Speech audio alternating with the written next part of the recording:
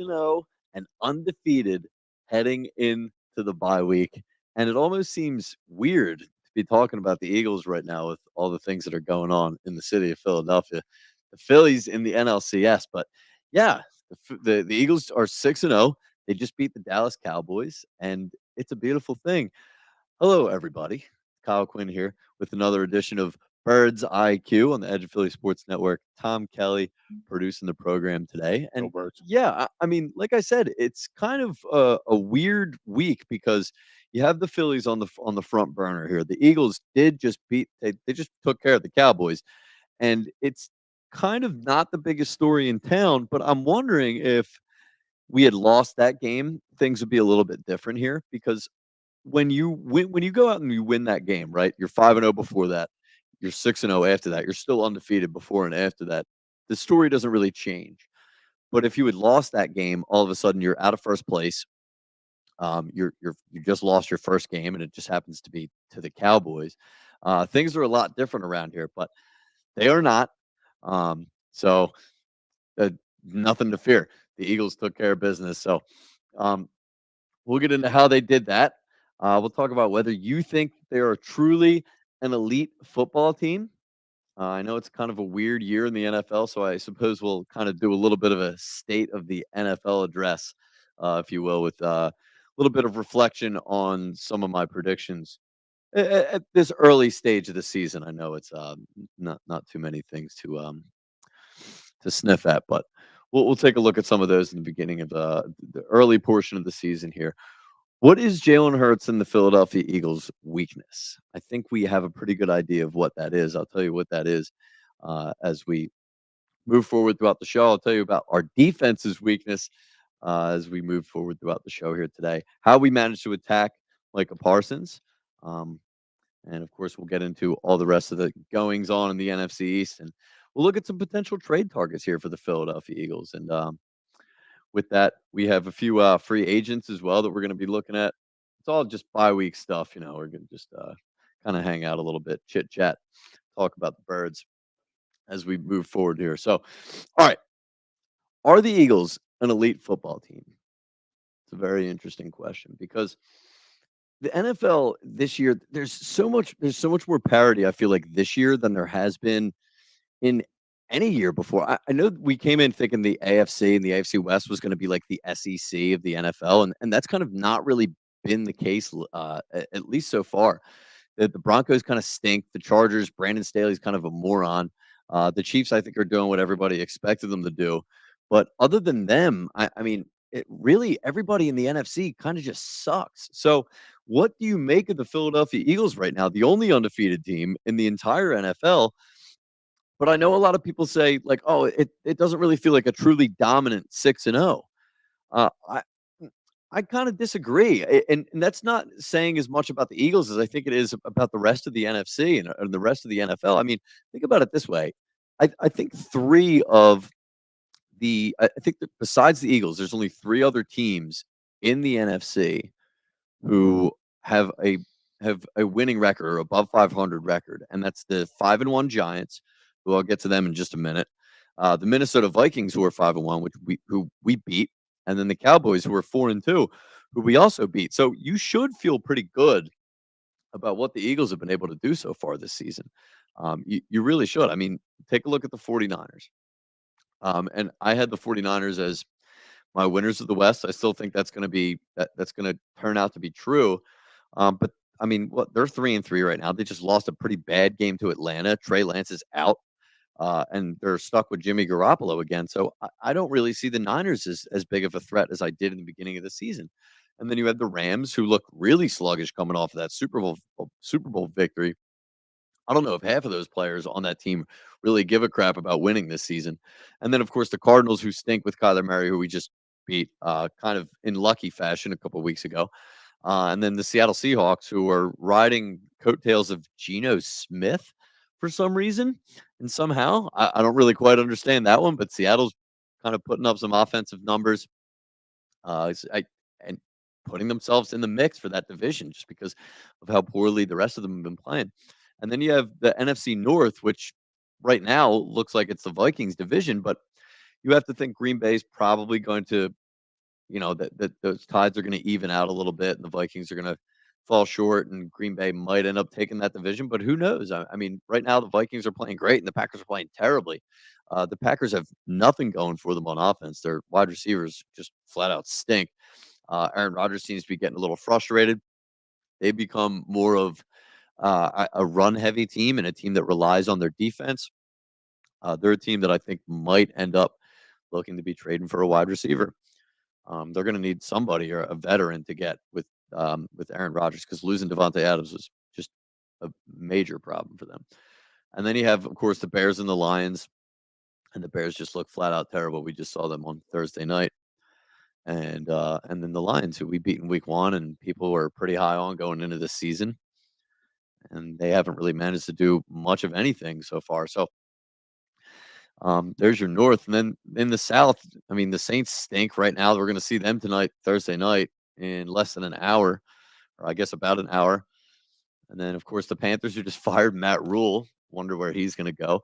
And then, of course, the Atlanta Falcons, who just, I mean, they beat 49ers, but I don't really see them going anywhere this season. And then the Tampa Bay Bucks with Tom Brady, who's just a mess right now. And I have no idea what they're going to end up doing. I had them at 13-4 of the season. All of this is just looking. I mean, all my predictions are just looking horrible right now in terms of where these teams, or at least where these teams record wise, are going to finish. I think. I don't think it's just you. Yeah, no, everybody's. I mean, this is just such a weird season. I'll tell you what. In terms of predictions, I had the Eagles at 12-5, and at this point, that would be a disappointment if they ended up 12-5 this season. Because right now they're 6-0, and for them to go 12-5, they would have to go 6-5 the rest of the season. I mean, that would nobody would like that. That would not be good. I don't think anyone would be feeling good about the Eagles if they went 6-5 the rest of the way. So, yeah, I mean, there's your NFC, and the NFC is just, and then of course the Cowboys, who I guess they're going to be right behind us, but we just beat them. Now we're 2 games up, so with the tiebreaker currently, and if Two we, and a half. I guess it's 2.5 considering we have the tiebreaker, but the head to head not going to matter because we're going to play them again later on in this season. So, and speaking of that game, I'll get to the AFC in just a minute as part of my as I finish this state of the NFL address, sort of. The Cowboys, and TK, I know we have a bunch of pictures and videos, I think, on file. We'll get to them later. We're going to have a ton of fun roasting the Cowboys and their idiot fans and their idiot players a little bit later on. But I love the way that the Eagles went into this game and just attacked the Cowboys' best player and their best area on their defense, which is Micah Parsons. Insane. And I mean, they literally, and this was a similar game plan to what the Eagles did to Von Miller versus Denver last season. I think they were doing this. I think they were doing in that game, if I'm not mistaken. But basically, what they're doing is they're inviting Micah Parsons to basically dictate what our play is going to be. So Jalen Hurts rolls out. Parsons either covers the receiver or he dips towards Jalen Hurts. If he dips towards Jalen Hurts, just drop the ball over his head to the receiver because he's going to be open.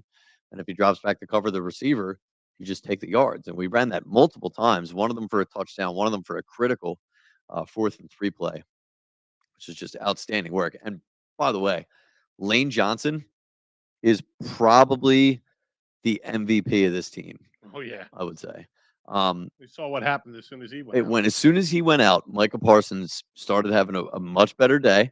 The Cowboys defense started having a much better day. Our offense just had a much worse day. Our record without Lane Johnson is not very good, and our record with Lane Johnson is, as you would imagine, much, much better. I remember, was it in 2016 when he was suspended, I think, was it for 10 games, and we had him the first 4 games, we were 3-1, and no, that wasn't, was that 2016 or 20? I think it was 2016. But anyway, we went out for the next 10 games and we just pretty much completely fell apart. And that's been the story of our offense. You see it in the middle of a game when Lane Johnson goes down. I mean, Driscoll's a fine enough backup if you, I suppose, if you have to prepare for the upcoming game. But Dallas has a pretty good defense, and they were a tough matchup for him. And Yeah. I mean, Lane Johnson was the difference in that game. And that's the scary thing. Now we have the 2 weeks off, so you would imagine with a concussion, Lane will probably be back.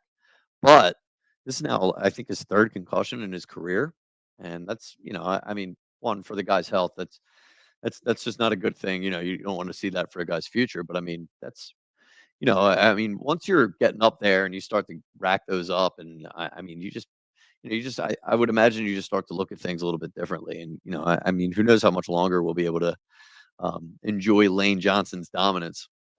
I got a quick funny Yeah. quip about that year. The second time he got suspended, Mm. I was working at FedEx, and I actually delivered a package to him. Uh-oh. And when he answered the door, I just No. went, "Again, dude." And he was Oh. like, and he just went, "I'm so sorry, man." No Swear way. to God. Oh, I, wow. I was like, just get back as soon as you can, brother. I thought you were gonna be the guy that delivered him the bad goods. No, no, no, no, no. I kind of I browbeat him and then instantly felt bad because you saw the remorse on his face. Yeah, yeah. That's tough, man. That is brutal. So you hate to see that for Lane, but he hasn't gotten dinged for it since. And what would happen if he got dinged for it again? I guess it would be a year then, right? Because last was 10, and Yes. it would be an entire season. And then, What the four is 2 years, and then what? You're banned from the league. yeah, I guess I'm not sure. I mean, who Crazy. knows what you got to do anymore to get banned from the league? Because Eh, got some other weird guys floating around to say the least. So yeah, I mean, in terms of in terms of that game, I mean, it was a lot of fun for the first 2 quarters. Then all of a sudden, the same second half struggles come to play. In the third quarter, obviously they were able to have that game sealing drive at the end of the game. So let's talk about that a little bit because that is obviously seemed to have been the Eagles' offense's Achilles heel. So up to this point, that and the blitz, which I'll get to in just a moment. can I ask you a question real quick? Yeah, I apologize for no problem. interrupting you. Do you think this is Nick Sirianni not coming out in the second half, adjusting, and whatever team they're playing are making proper adjustments? Uh, that could definitely be a part of it. Now, I will say I think that we're only 6 games in, right? So it seems like just the last few weeks, or I guess, the Vikings game, sure, but, like, there have kind of been some fluky things happening in some of these games that I think would point to why they haven't been able to score, in second half. Like, well, let's take the Cowboys game, for instance. They come out and immediately go 3 and out, right? That obviously is a really short drive. You only have 3 plays, right? No chance to move the ball down the field. The Cowboys get it. They came down and took up, like 7 minutes off the clock in their touchdown scoring drive. So they do that. You go out and you go 3 and out again. That's really only 2 possessions that you failed on. So it's like when you say it's second half struggles, like it's all like the entire second half, like they can't score at all in the second half.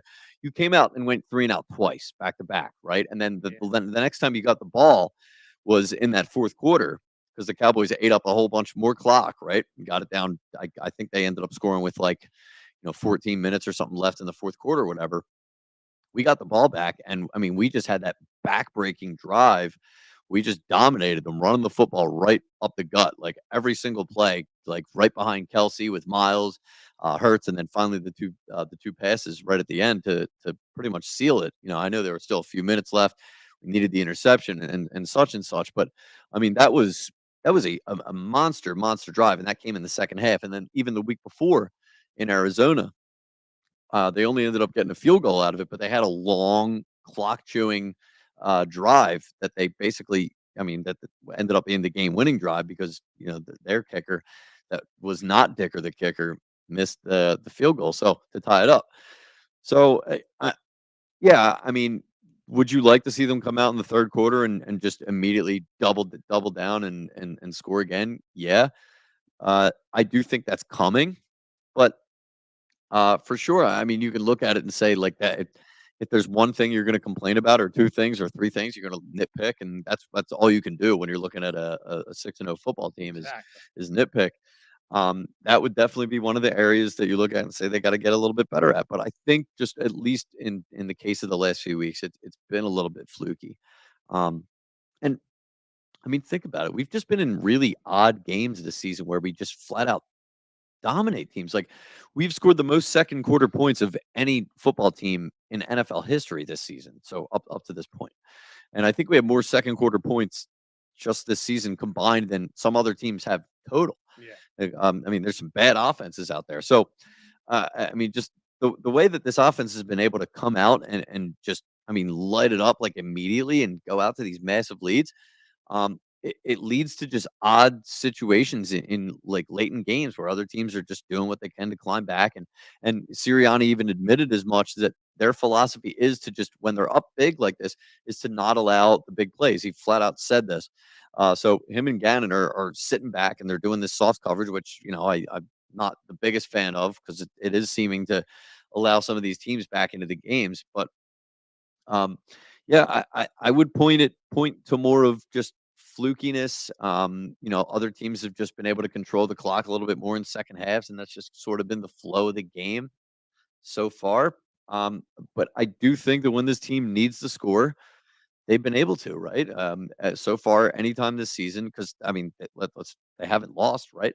So anytime this team has needed to score, they really haven't seemed to find any issues doing that. So not quite hitting the panic button on that one just yet, but of course, if that starts becoming an issue, you know what? After the bye week, I feel like if we start continuing to see that become an issue, then you might start to worry a little bit and say like, okay, this is a legitimately worrisome trend. But as of right now, I'm not, not so sure.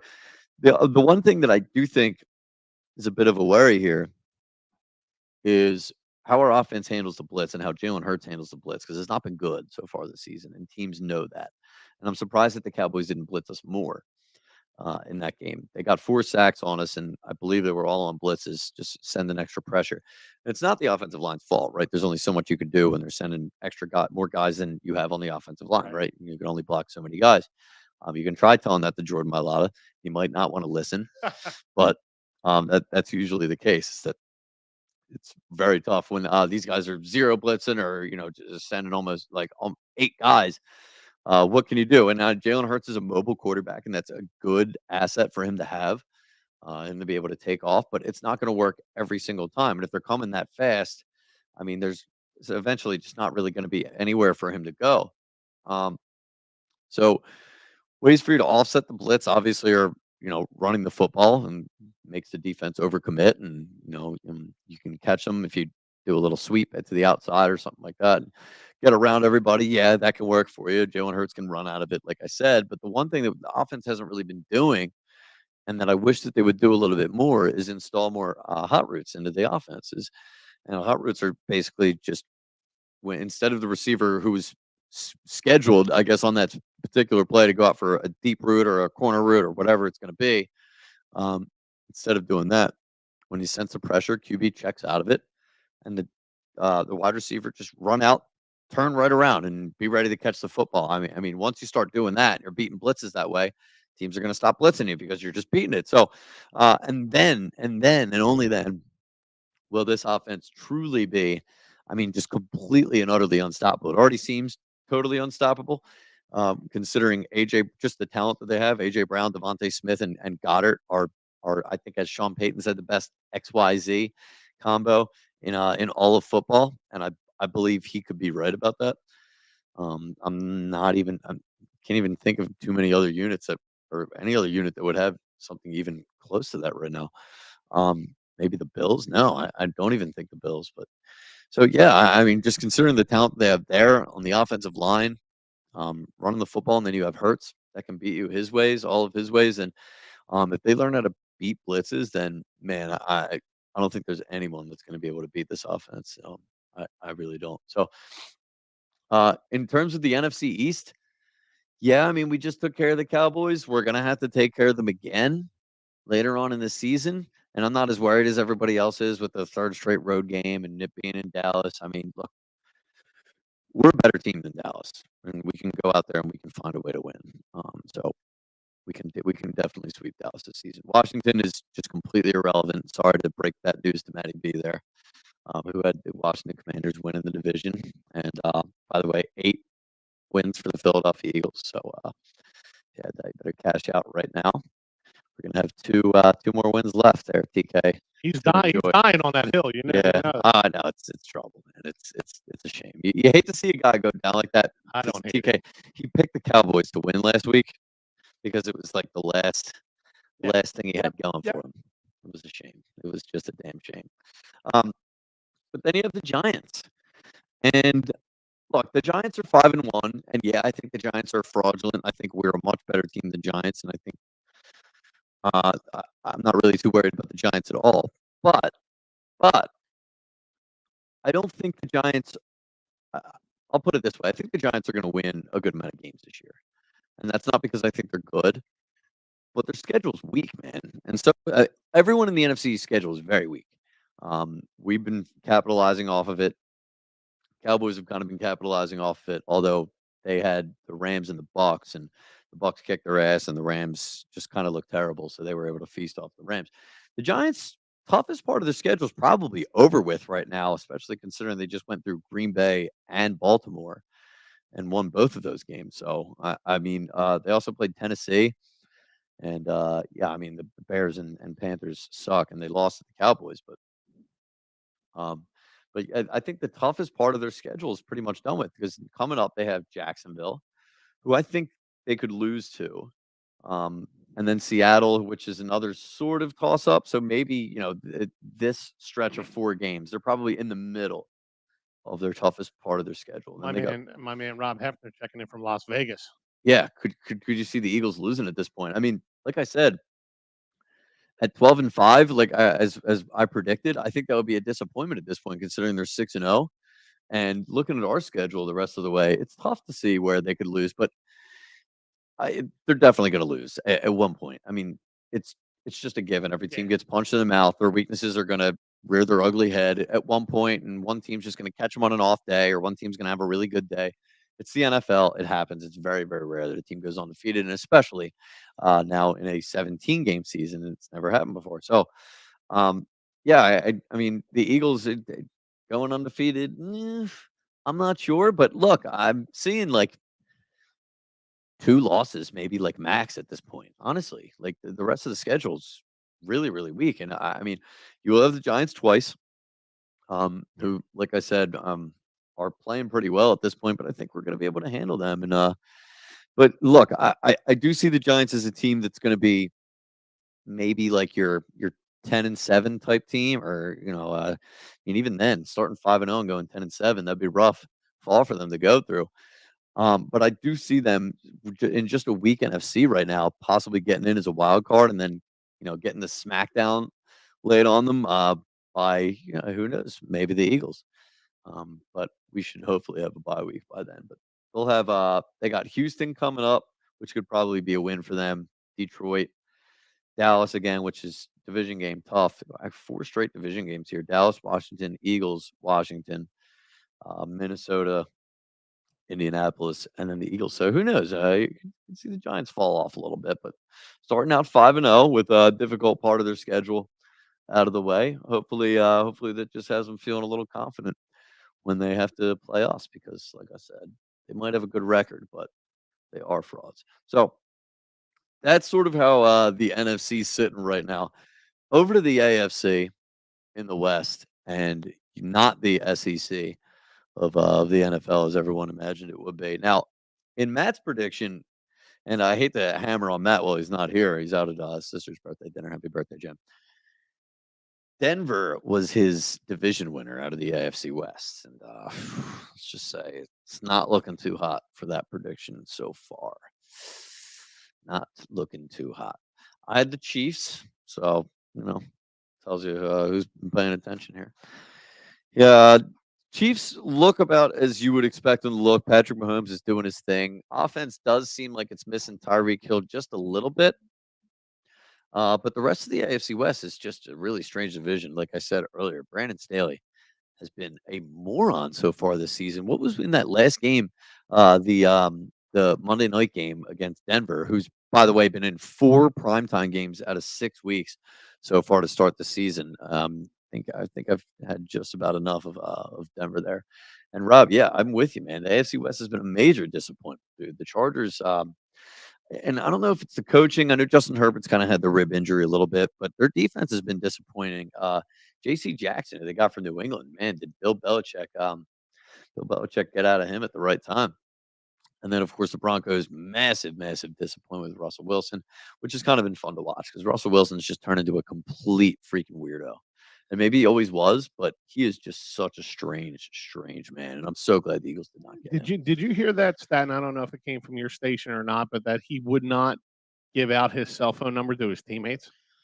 Well, no, Yeah, I did not hear that, but that wouldn't surprise me whatsoever. I've heard just the most ridiculous things about Russell Wilson, and what a weirdo. he's such a weird dude. And every time you see him in like any sort of video and just like the subway ad, I It's awkward, bro. just can't stand Russell Wilson. Yeah, not a big Russell Wilson guy. And then the Raiders, who, ugh, I mean, geez, Josh McDaniel, not a great start for Josh McDaniel and the Raiders. So AFC West, not quite as fun as everybody thought it was going to be. How about this? For maybe I'll call it the most fun or the second most fun. I'll call it the most fun because I think to an outsider, everyone would say that right now the NFC East is probably looking like the best division so far, at least record wise. But we Which are is in the NFC, hilarious. right, and we're in the NFC, so I'm not getting quite as much enjoyment out of that as others. The division that I'm having the most fun watching so far has been the AFC East. So Buffalo at number 1, obviously, and that's who I had picked, and that's who Matt had picked. I think everyone picked Buffalo at number 1.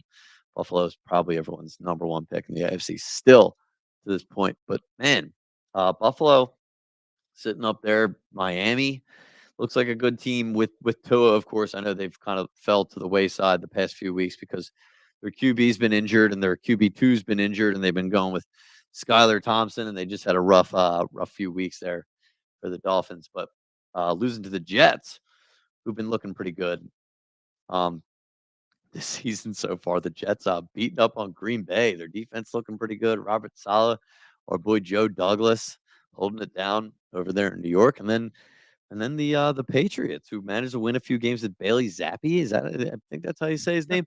Now, let me ask you, TK. Have you watching any of these Patriots games or keeping your eyes on them just a little bit? Just a And little. yeah, um, you think there's a QB controversy over there? Mac Jones, Bailey Zappi? Probably not. Probably not. Well, there's been some weird rumors about that, but I guess that's something we'll have to keep an eye on. Have you Um, been paying attention to any time New York teams are doing good, it's a Subway Super Bowl, it's a Subway World Series. mm, I've been hearing rumblings coming out of your sister station up there in New York mm. that there's a Subway Super Bowl on the horizon. The Giants and the Jets. no, oh, jeez, yeah, right. They're freaking dreaming, dude. It's That was a bigger pipe dream than Mets fans thinking that they were going to be I in the know. World Series against the Yankees. They probably all thought that was there's a little Subway series Subway there. Series. Oh my god, that's great. But yeah, AFC East is looking like the most fun division of football so far. Really enjoying that, man. And then over to the AFC North, which I think the Bengals were a predictable disappointment, at least so far. Um, at least if you ask me, I had the Bengals disappointing. Matt had the Bengals finishing last in this division. I'm not so sure about that, but man, Steelers do not look like a very good team right now. In between Mitch Trubisky and Kenny Pickett, never a good place to be, especially well, you don't know how good Kenny Pickett's going to be, but as a rookie right now and he can't beat Mitch Trubisky out for the starting job, probably not the best most enjoyable spot to be in if you're a Steelers fan, but Steelers fans can take it because they've been dealing with winning seasons and non-losing seasons for quite a while now, pretty much since Mike Tomlin's taken over. And this is looking like it's shaping up to be their very first losing season under Mike Tomlin. Think Isn't that think interesting? think about this. Chuck Noll, um, Chuck Noll. Oh God, I can't think of the guy. Bill Cowher Bill Cower and Mike and then Tomlin. Tomlin. Yeah, That's that's it. that's that's like three 3 guys. generations. Yeah, 3 generations for of like over 50 yeah, something years. So insane. Chuck Noll, what 60s? I guess he started. And 70s, I think. well, I know they won Super Bowls in the 70s, but when was his first? I don't When know. did he take over? Maybe If 69. you had a quality producer, he I'm pull gonna that yeah, up. I'm gonna guess 69. Let's see how close I was to that. 69 was the year Chuck Noll Steelers. DK, rolling the dice. Survey says Survey says it's gonna be like 68. It's gotta be 60s. Tell me it's the 60s. he played in the 50s. Late in the 50s. Well, when did he coach the I'm Steelers? working on it. Thought you were a quality producer. 69. Damn. Woo. How about that? Man, and I was born in 1995, so you know. Oh my God. I was in '95. I think I was a sophomore in high school. Wow, man. So what were the Eagles doing in '95? Eagles were not doing much in '95. It was what pre-Ray Rhodes era going. That was I think he was '96. '95 seems like that had to have been a tough era in Philly sports, huh? The Phillies were coming down off that high of the Yeah, '93 team. '93. Yep. The Flyers were on their way up. It was Hmm. Legion of Doom Yep. time, and Sixers. these This is pre AI, right? So yes, yeah. yeah, pre AI. Ooh, that's a It was bad news tough bears. time to be born in the Phillies. But then, as soon as I started watching sports, all the teams became good.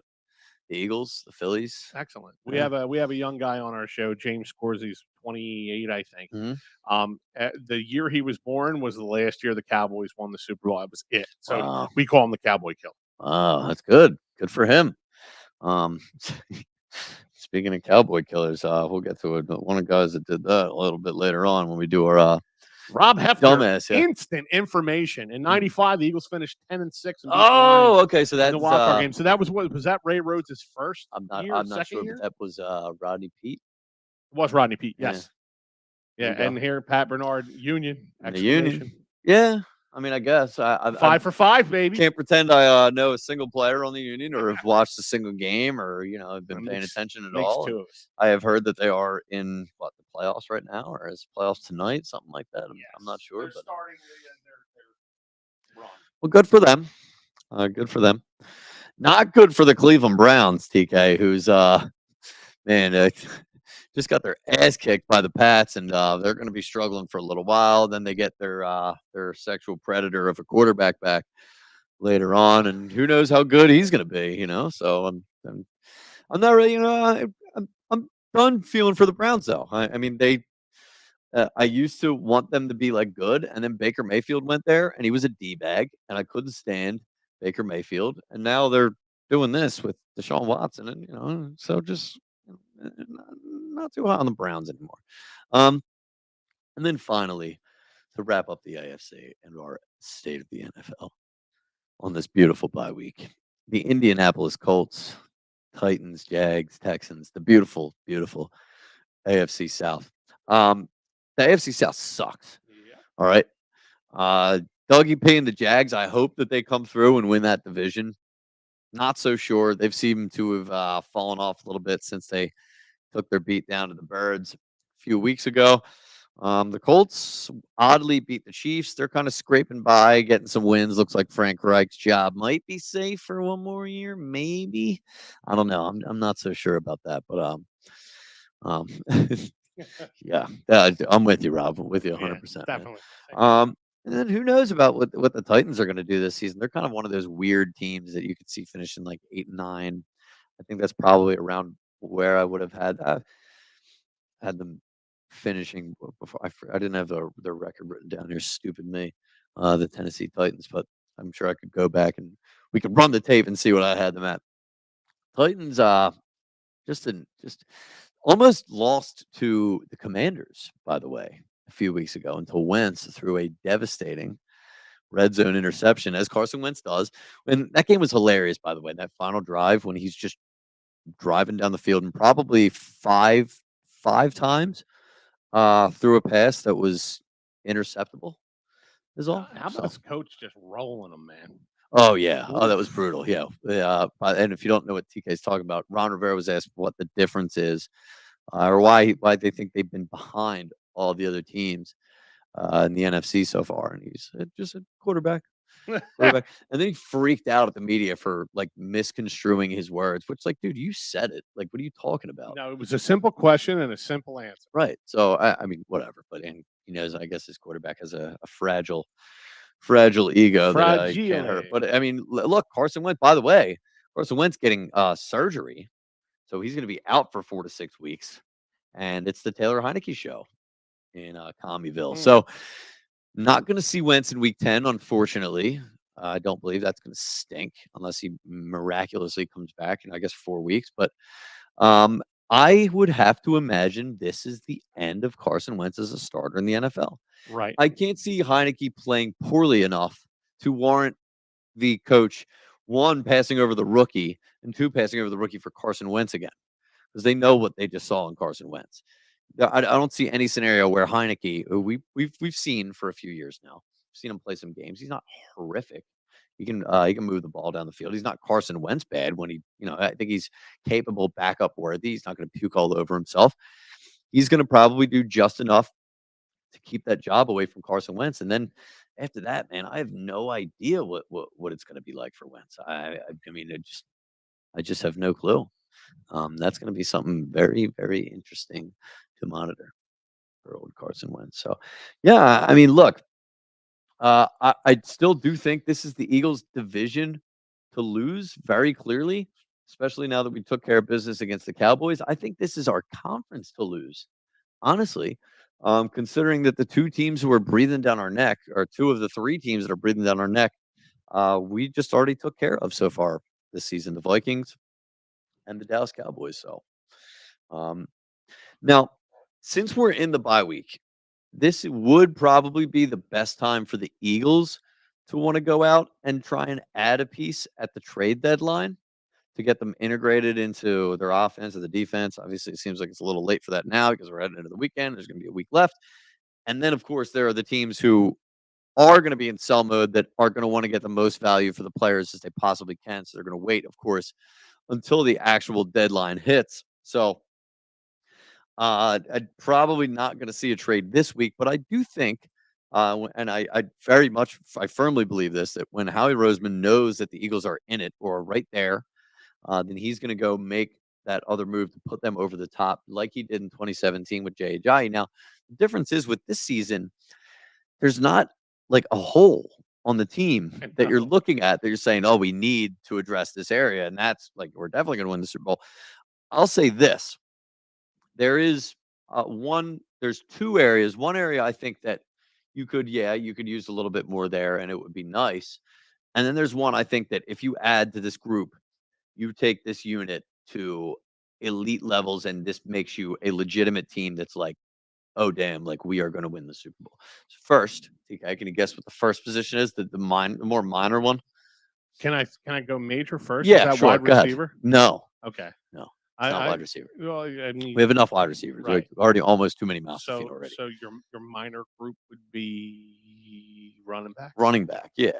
And now, in terms of running back trade targets, I mean, I know Christian McCaffrey might be available. That's going to be a too steep of a price, and just the guy can't stay healthy. I don't know what you would even do with Christian McCaffrey at this point in the offense because with Carolina, he basically had to be the focal point of their offense, their entire offense to be run around Christian McCaffrey. You're not going to be able to do that when you have Jalen Hurts, Devontae Smith, Right. But guys like that, maybe keeping him more healthy, using him and just using situationally. rotational roles, stuff like that, right? Even I mean, when you're taking that kind of money on, you don't want to use somebody rotational. Right, and then, of course, the risk of that is I mean, I don't know what would happen with that running back room with Miles Sanders looking to get paid, but McCaffrey, I think, restructured, so he's kind of on a cheaper deal now, and I think through next season. So now if you did trade for him and you toss Miles, then you have McCaffrey for next year. Now that's, getting a little obviously totally crazy. So McCaffrey could be a guy that they would look at. I highly doubt another big name would maybe be Josh Jacobs if the Raiders are looking to move on from him. Again, pricey guy. Um, and then moving down from that point, probably Melvin Gordon, if he's disgruntled in Denver, but they just lost Crumble Javante Rooski. Williams, yeah. And they just lost Javante, so I doubt that they would be looking to trade another and lose another running back. Um, two Cleveland running backs that you could look at. Obviously, one being Kareem Hunt, who wanted to trade before the season. Seems like he's fine enough as it is playing for now. But a guy you could use to sort of bolster the back end of that running back room. And I feel like people might have forgotten about him, but he got a little bit of time last year when Chubb got hurt. Dearness Johnson. If you play fantasy, you might know who Dearness Johnson is. And he's a 600 yard from scrimmage guy. I think last season and the time that he filled in, which is a pretty decent number for a guy who's like a rotational back and backup piece, guy like that. So he would be a guy that I think you could get for pretty cheap there. If they're looking to go for running back, that's probably who I would look at. So the room that I would look at to put this team over the top, Corners. TK. No. Damn. It's not corners, and it's not safety either. It's defensive end or Okay. defensive line. Now, you could go the route of Derek Barnett got hurt. You go with a minor rotational piece just to sort of fill that gap and have another guy to keep the rest of your guys fresh. Um, Interesting name to look at might be Robert Quinn, who might be available for a third or a fourth. Who had 18 and a half sacks last season, which is just absurd for a guy his age. Absurd. Um, I think he only has 2 so far this season. Obviously, he's getting up there in age, but he would be probably one of those guys that you might be able to rotate in, um, and just sort of give other guys a little Be bit like more a rest there. Javon Curse edition Yeah, type deal. maybe, yeah, but definitely not as good as, Well, I mean, like yeah, where there was a Curse was at the right. point where we got him. Quinn's obviously way past his prime. Not me, not this Quinn, not any of these Quinns, but Robert Quinn. And then a guy that if you really want to, man, if they got Brian Burns from Carolina, who's 24, um, and they have him for a few years, Mm, him, Hassan Reddick, uh, that it, another great defensive end coming around the other side from Reddick. that's With scary, Davis dude. getting better and better, and then of course Cox when he decides to try, and Hargrave, Milton Williams. I mean that is you're looking at it's something tough, and that's something that like that can just go out there and wreck a game for you and win you a Super Bowl, like Von Miller did for the Broncos a few years ago. So um, those would probably be the areas that I would target. Now maybe they could go for a safety, like you said, shore it up back there, like a corner, like you said. I'm not so sure about that. I with Slay and Bradbury and Maddox. I mean, barring an injury, mean they're really solid back there. Like the only That's kind of where I was alluding to. right. The super deep on the offensive line. They're deep pretty much everywhere except I would say with stacking. You can never have too many great pass rushers, I think, especially if you're a Super Bowl contending team. So that's where I'd be looking to go here. All right. TK, you want to have some fun with some Dallas fans here a little bit. We didn't go through this before the show, so I Nah, apologize. This is that's gonna all be right. it's Just gonna give be a me the little bit rundown. sloppy. So No. we're gonna go worst take of the week here, and it's gonna be all the freaking morons who thought that Dallas was going to win, first of all. So let's start TK with our buddy with he's got the Cowboys mask who and he says the Eagles fraudulence will be exposed today. It's got a picture of us. Oh no, okay. So this is after, mind you. Now we'll stick on this one for a second, TK. Eagles are still fraudulent. Looks like we're gonna have to expose them when Dak is back. Now this came after one of his previous posts, but I want to note something here. This was during the game, 10:26. That was Sunday during the game. The game started at 8:20. He tweeted this at 8:25. This man gave up as soon as 5 minutes into this game. Am I switching to his other one Yeah, now? you can go to his to yeah, there we go. The Eagles fraudulence will be exposed today. And then he posts this clown on yeah. Oh my god. Oh my god. I love it. Looks like now we're gonna have to wait till Dak is back. 5 minutes. They waited 5 minutes. Oh my god, that's brutal. Um, so there's that guy, and then there's another random Cowboys fan talk. I think was his name. He was yeah. There we go. He was another clown here. I said, let's go ahead and say this now, Eagles. Y'all haven't seen a defense like the Cowboys. Not even close. Oh man, and here's another thing about that. Okay, this is I guess a week before the game. And this, he's feeling himself after they beat the Rams. That's what this is. I'm noting that about the date and time here. Not even close. We haven't seen anything like it. Well, before this Eagles game, the Cowboys had been allowing their opponents. They had not allowed any of their opponents to score 20 points in an entire game. The Eagles hung 20 on them at the half. So, no, Cowboys fan talk. The Cowboys haven't seen an offense like the Eagles. Correct. Not even close. And then let's get to my favorite dumbass here. And this is Dez Bryant, who decided to make a bet with, oh my God, just look at the picture with Meek Mill. I processed everything I need to, and it's official. I'm betting 20,000. Oh, 20,000. 20,000 on the money line. Wow. 40,000 bucks betting on or my Cowboys.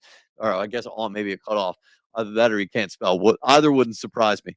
We're going to be smoking on that Eagles pack. See y'all in Philly. Well, Des, I don't recall seeing you after the game or in Philly, and I don't recall anybody smoking on any Eagles pack. Uh, That's for damn sure. All right. Let's get to the dumbass. This is tying in here, and not the only person to be feeling himself here. Demarcus Lawrence, yes, here we go. Love this. Demarcus Lawrence, when asked if Jalen Hurts is playing better, has he played us? Well, no. All right, that's all you need to write is he hasn't played the Cowboys yet, so we don't know how good he is. He added that the Eagles' offense would be a good challenge, arguably the best they played this season, but also my favorite part. Yes. We them boys, Lawrence said. Remember that. Don't worry about it. Y'all will see it on Sunday. Well, we saw it on Sunday. Now, TK, if you would, let's go to the picture of Mr. Lawrence here, who's going to be lying flat on his back, if you would, TK. This is Demarcus Lawrence flat on his no, not flat on his back, flat on his face after Jalen Hurts jukes him out. If that's one of our photos up there. I don't think so. Oh no. Do we have our video here? Yeah, Please tell me we have the I video. do have a video. Yes. Okay. Let's roll the Coming tape in then. hot. Let's roll the tape.